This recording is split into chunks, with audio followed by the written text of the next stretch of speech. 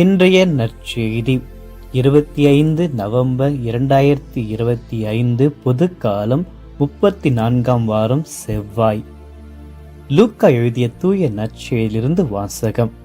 ஆண்டவரை மாட்சி உமக்கே. அக்காலத்தில் கோவிலை பற்றி சிலர் பேசிக் கொண்டிருந்தனர்.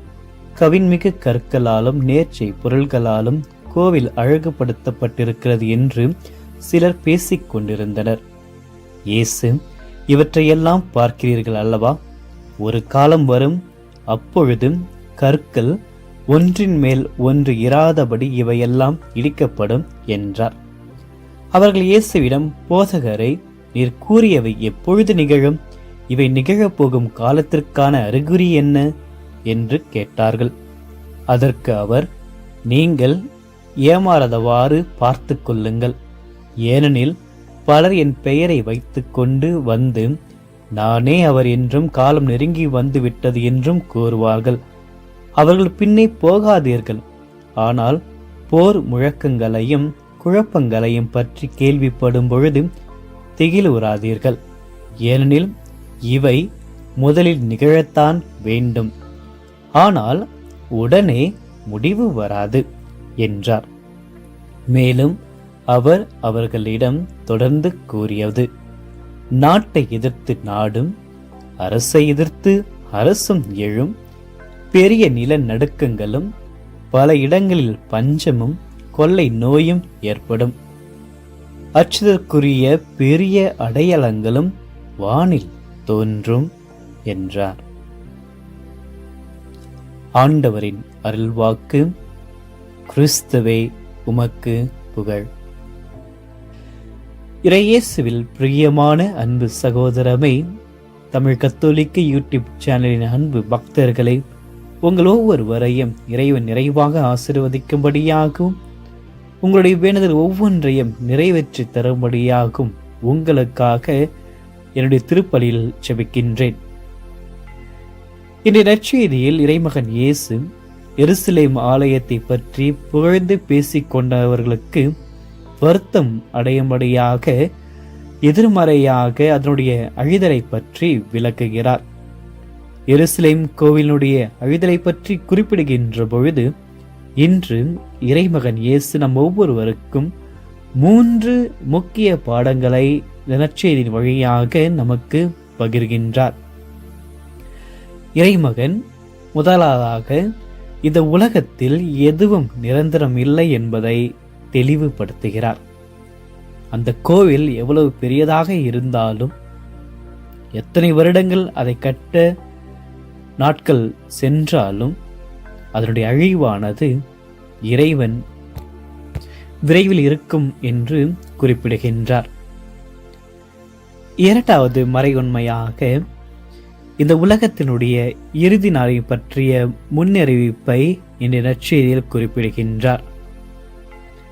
அந்த இறுதி நாட்களுக்கான அறிகுறிகளான போர் முழக்கம், குழப்பங்கள், பஞ்சம், நிலநடுக்கம், பலவிதமான நாடுகளுக்கிடையேயான உறவு முறிவுகள், இவைகள் அடங்கும் என்பதையும் அவர் குறிப்பிடுகின்றார்.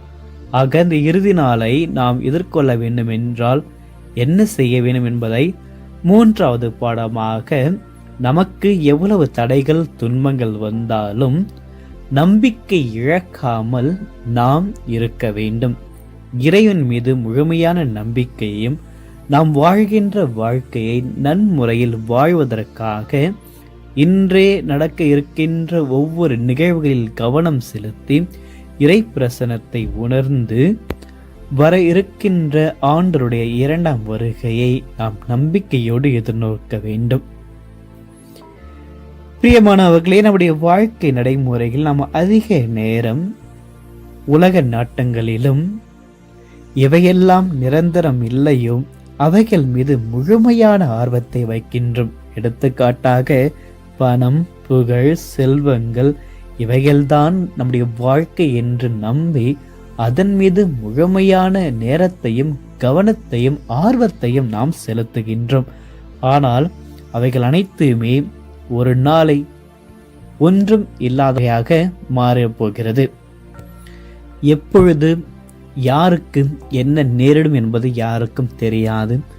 ஆனால் பல நேரங்களில் இந்த நிரந்தரமற்ற பொருட்களின் மீதும் ஆசைகள் மீதும் தான் நம்முடைய வாழ்க்கையானது இருக்கின்றது. அவைகளுக்கு ஒரு முடிவானது இருக்கும் என்பதை தான் இந்த அழகிய எருசலேம் தேவாலயத்தை உதாரணமாக வைத்து இறைமகன் இயேசு நமக்கு மொழிகின்றார். ஆக நாம் இந்த உலக இன்பங்களை தாண்டி இருக்கின்ற ஆன்மீக வாழ்வையும் நிரந்தரமாயிருக்கின்ற நிலை வாழ்வை நோக்கி, அந்த விண்ணக வாழ்க்கையை நோக்கி நம்முடைய பயணமானது இருக்கவேன் என்பதை தான் இன்று இறைமகன் இயேசு நம்மிடத்தில் எதிர்பார்க்கின்றார். விவிலியத்தில் மற்றொரு இடத்தில் அழகாக குறிப்பிடுவார்கள், ஒருவர் உலகம் முழுவதும் தனதாக்கி கொண்டாலும் தன்னுடைய ஆன்மாவை இழப்பார் எனில் அவருக்கு கிடைக்கும் பயன் என்ன? அருமையான அந்த வார்த்தைகள் தான் இன்றைய நற்செய்தி வாசகத்தினுடைய மற்றொரு முக்கியத்துவமாக எடுத்துக்கொள்ள வேண்டும். எவ்வாறு நிரந்தரமற்ற பொருட்கள் மீது நாம் வைக்கின்ற ஆர்வங்கள் ஒரு நாள் கண்டிப்பாக அழிந்து போகும். ஆனால் ஆன்மா என்பது அழியாத ஒரு நிலையான ஒரு வாழ்வு. இந்த வாழ்வை நாம் தக்க வைத்துக் கொள்ள வேண்டும் என்றால் இறைவன் மீது முழுமையாக நம்பிக்கை வைக்க வேண்டும். அதே சமயத்தில் நமக்கு ஏற்படுகின்ற துன்பங்கள், துயரங்கள், கஷ்டங்கள், போராட்டங்கள் இவைகளின் மத்தியிலும் நாம் நம்பிக்கையுள்ள பிள்ளைகளாக முழுமையான ஆர்வத்தை நிலைவாழ்வின் மீது வைக்கவும், நம்முடைய ஆன்மாவுடைய வாழ்க்கையை நாம் புனிதமான வாழ்க்கைக்கு கொண்டு செல்ல வேண்டும். அதற்காகத்தான் இறைவன் நம் ஒவ்வொருவரையும் இன்று நற்செய்தி வழியாக அழைத்து, நிலையானவைகள் மீது உங்களின் நாட்டங்களை செலுத்துங்கள், உங்களுடைய ஆன்மாவை பாதுகாக்குங்கள் என்ற ஒரு அழைப்பினை நமக்கு குறிப்பிடுகின்றார்.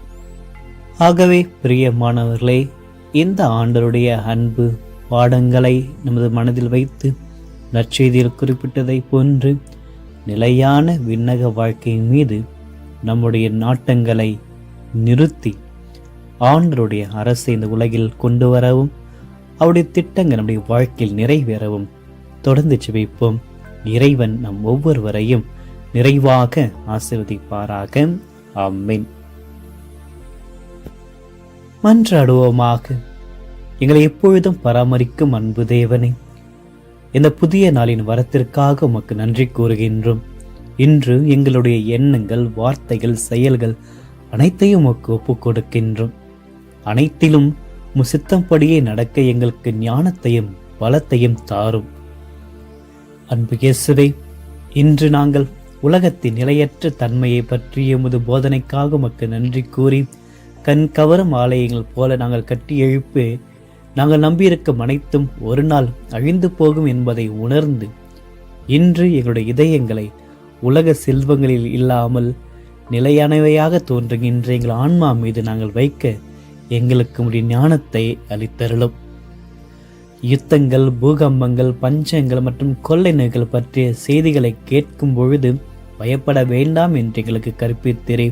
நாங்கள் குழப்பத்தில் இருக்கின்ற பொழுதும் பீதியடையாமல் உம்முடைய அமைதியில் நாங்கள் நிலைத்து நிற்க எங்களுக்கு பலத்தை தாரும். எங்களுடைய சோதனையான காலங்களும் போராட்டத்தில் ஈடுபடுகின்ற பொழுதும் பயத்திற்கு பதிலாக எங்களுக்கு நம்பிக்கையை வளர்க்க எங்களுக்கு உதவியாய் வாரும் ஆண்டவரே. நாங்கள் பயமின்றி உமக்காக வாழவும், உமது அன்பையும் நம்பிக்கையும் மற்றவர்களுக்கு கொண்டு செல்லவும் எங்களுக்கு தைரியத்தையும் வலிமையையும் தாரும். நாங்கள் முழுவதுமாக உம்மிடம் எங்களுடைய வாழ்க்கையை ஒப்படைத்துவிட்டு விழித்திருந்து ஒவ்வொரு நாளும் செபித்து உமது வருகைக்காக எங்களையே நாங்கள் தயார் செய்ய எங்களுக்கு உதவி அருளும். இன்று நாங்கள் உம்மீது நம்பிக்கை வைத்து ஜெபிக்கப் போகின்ற ஒவ்வொரு காரியங்கள், ஒவ்வொரு வேண்டுதல்கள், ஒவ்வொரு செயல்கள் அனைத்தும் திருக்கரம் பட்டு உம்முடைய திரு ரத்தத்தினால் எங்கள் ஒவ்வொருவரையும் கழுவி எங்களுக்கு நிலையான அமைதியையும் மகிழ்ச்சியும் இன்றைய நாளில் எங்களுக்கு அளித்தருளும். எங்களுடைய ஒவ்வொரு தேவைகளையும் நீ அறிவீர் என்ற நம்பிக்கையில் நாங்கள் சமர்ப்பிக்கின்ற ஒவ்வொரு ஜெபங்களையும் ஏற்று அதை நிறைவேற்றி எங்களுக்கு வெற்றியை பெற்றுத்தாரும் ஆண்டவரே. உம்மை பார்த்து ஜெபிக்கின்ற ஒவ்வொரு பிள்ளைகளையும் நீர் கைவிட மாட்டீ என்ற நம்பிக்கையில் இந்த நாளையும் எங்களையும் எங்களுடைய எண்ணங்களையும் செயல்களையும் பயணங்களையும் உடைய பாதத்தில் வைக்கின்றும். எங்கள் ஒவ்வொருவரையும் நிறைவாக ஆசீர்வதித்தருளும். எங்களிடத்தில் ஜெபிக்க சொல்லியிருக்கின்ற ஒவ்வொரு பிள்ளைகளையும் அவருடைய வேண்டுதல்களையும் நிறைவாக ஆசீர்வதித்தருளும். அனைவரையும் உடைய திருக்கரத்தினால் தொட்டு ஆசீர்வதித்து உமது கிருபையினால் எங்களுடைய வாழ்க்கையை நிரப்பி என்றும் உள்ள தெய்வீக பிரசன்னத்தை நாங்கள் உணர்ந்து வாழ இந்த நாளில் எங்களை ஆசீர்வதித்து பலப்படுத்தியருளும். ஜீவனுடைய நல்ல பிதாவே, ஆமென்.